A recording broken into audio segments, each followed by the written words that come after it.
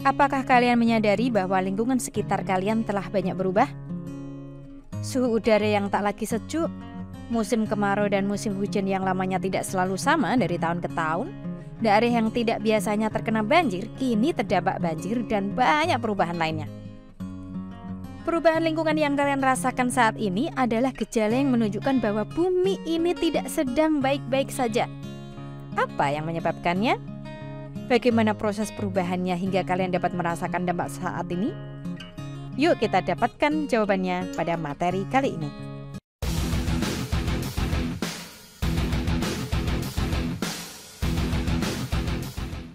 Pemanasan global, tentu kalian tidak asing lagi dengan istilah tersebut, bukan?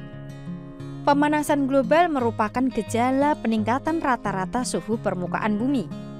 Berdasarkan analisis data yang dihimpun oleh para ilmuwan di Institut Goddard NASA untuk studi luar angkasa (GISS), bumi telah mengalami peningkatan suhu global rata-rata 1 derajat Celcius sejak 1880. Badan Meteorologi Dunia memprediksi kenaikan suhu udara hingga 1,5 derajat Celcius pada 2024. Emang pengaruh ya kenaikan 1 derajat Celcius pada bumi? Apa sih buktinya bahwa telah terjadi pemanasan global? Nah, yang pertama adalah adanya peningkatan suhu permukaan air laut. Berdasarkan data, suhu samudra secara global mengalami peningkatan sebesar 0,02 derajat Celcius pada Agustus 2019.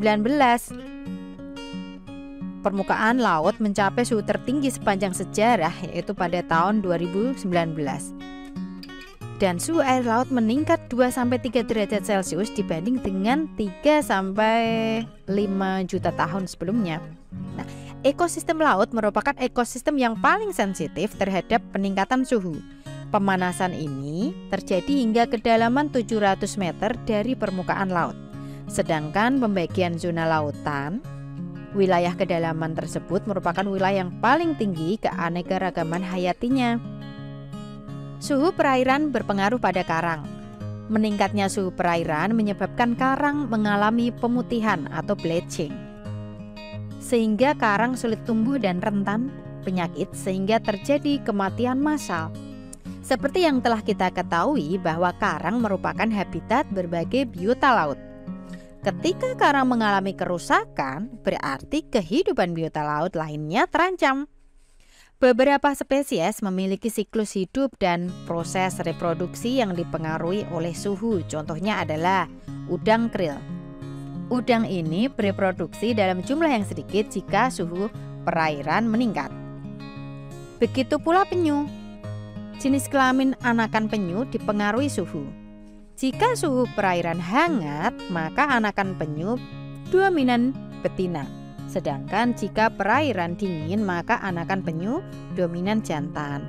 Dengan demikian, peningkatan suhu dapat mempengaruhi populasi organisme laut dan bahkan dapat pula menyebabkan kepunahan.